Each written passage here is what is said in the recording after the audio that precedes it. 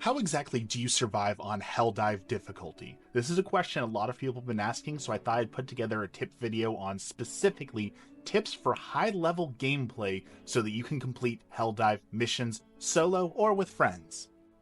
It is worth noting that some of these tips are only for bots and some are only for bugs. I will try and mention it beforehand if it only applies to one or the other because they are different kinds of enemies, therefore they require different strategies in some cases.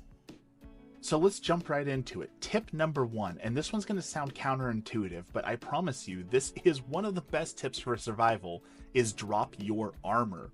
Rather than carrying the heavy armor that's slow and sluggish, equip the lightest armor. You'll see in the video here, I'm always wearing the light medic armor that has one of the fastest speeds and allows you to carry 2 extra stims.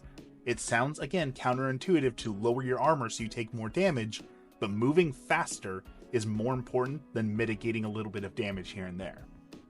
And that comes into tip number 2, which is that movement is king. If you stand still, something is going to sneak up on you. Something is going to take you out from behind. You should never stand still. A lot of teams waste a lot of reinforcements and a lot of time getting bogged down in these long drawn out gunfires because they're standing still and fighting patrol after patrol, and then they're calling in breaches or calling in all the extra reinforcements, and it's causing you to waste resources, waste time, and waste your reinforcements. Instead, you should fire your gun and then run, and that light armor we're talking about allows you to outrun most enemies, and then you turn around and take out the enemies that are coming at you, continue to move, turn around, fire, rinse, and repeat. If you move in a circular pattern, you're going to be able to keep the enemies walking towards you while eliminating the most high value targets, which is going to increase your survival. And that brings us into our next tip, which is going to be knowing the tier or hierarchy of your enemies. For example, on bugs, stalkers are always going to be the highest of high priority. Stalkers, especially with their huge buff to invisibility, will absolutely wreck your teams. If stalkers exist, that should be your number 1 target priority, followed by things like hunters, the little leaping guys that jump at you and come in swarms and slow you down, followed then by things like the bile spewers that are you seen here that are blowing everything up. A lot of people have this habit of when they're getting over swarmed, they panic and they just want to destroy everything. If you have like a machine gun, a stalwart, something like that, you're going to be targeting everything in front of you. It sounds like you're making progress, but if you're not taking out those high value targets, again, like the stalkers or the hunters, then you're going to get taken out by one of those high value targets while you're focusing on the worthless chap. Next, let's talk a little about team tactics, because this is a team game. You're going to have teammates, unless you're playing solo, but let's talk about team tactics. If you watch any like war movie, and again, I know this is going to be Hollywood, so it's not exactly realistic, but look at the positioning of the squad.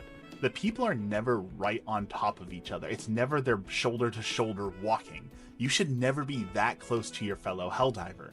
You should also avoid angles that are really bad.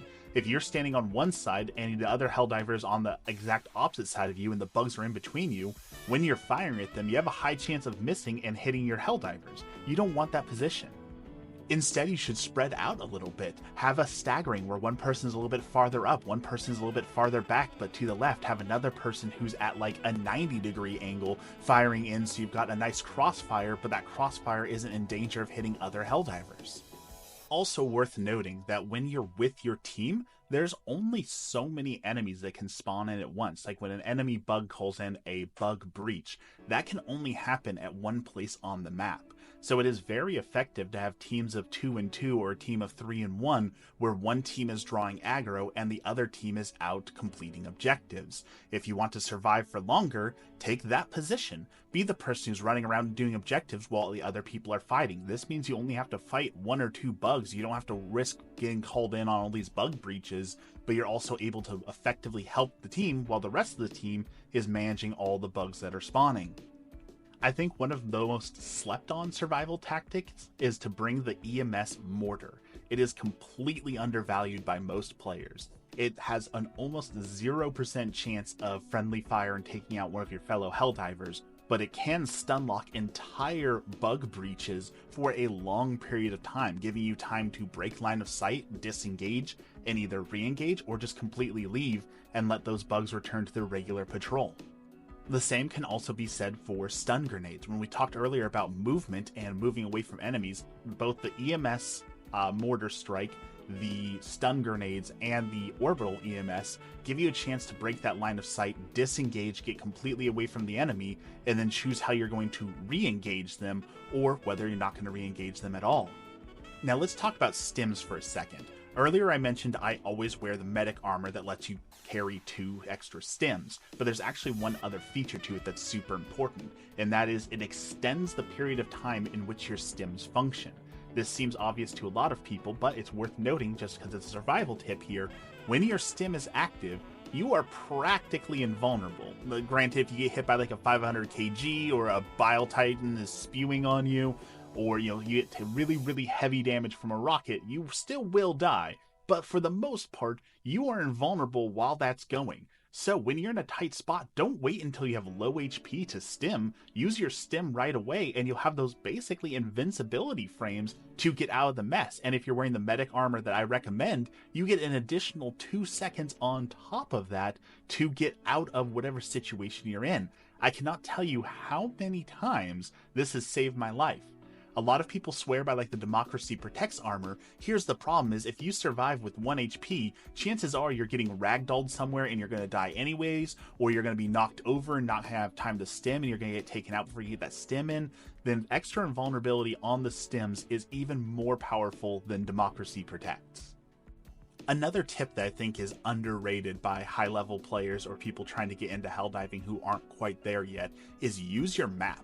When you pull up your map, you're able to see ahead of you what kind of monsters you're running into. Giant circles denote higher level enemies or higher tier enemies such as chargers or scout striders if you're playing against bots. You can effectively see entire enemy patrols or bases without actually going into them. I can't tell you how many people will blindside run into a patrol, get aggro, and then find themselves in a situation they can't handle when if they just had their map up and waited a second, looked at it and said, oh, there's an enemy patrol coming from the north, I'm going to go southwest and cut up and around them, or down and around them. And while it's not specifically a survival tip, it's a good tip in general for the game, which is to choose your fights. You don't get any extra experience for fighting the enemies. You don't get anything for having the most kills at the end of the match. So if you can see a patrol ahead of time and completely skip them, that's going to give you more odds of survival than trying to engage them and take them out, or trying to run blindly into them and run away. This one's minor, but is important, and that is keep your guns reloaded. If you've just gotten done with a fight and you've got half a clip left, it is almost always better to just reload that gun so that it's ready for your next fight, instead of going into the next fight, you switch to your pistol really quick and find out it's out of ammo, or it's only got 2 shots left, and then you die because you don't have a way of dealing with the thing that you thought you did.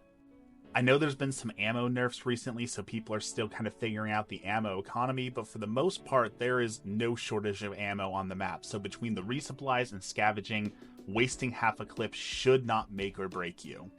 Make sure your team for boosters is always bringing the enhanced stamina and the muscle enhancement boosters. Both of those are going to increase your survivability so much, giving you the ability to outrun hunters, giving you the ability to stop their slow or mitigate their slow, giving the ability to run more and more often, means you are going to survive. Again, movement is key. If you're standing still, you are dead. Always, always, always keep moving.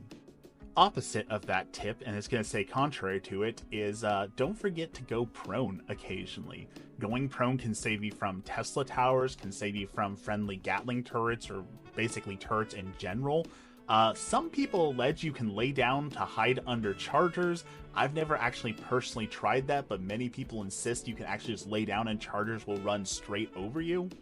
If there's any eagles coming in, any sort of explosions, grenades, going prone can save your life, and a lot of people try and outrun those explosions when they really should just go prone, and that's going to increase your chance of surviving that explosion.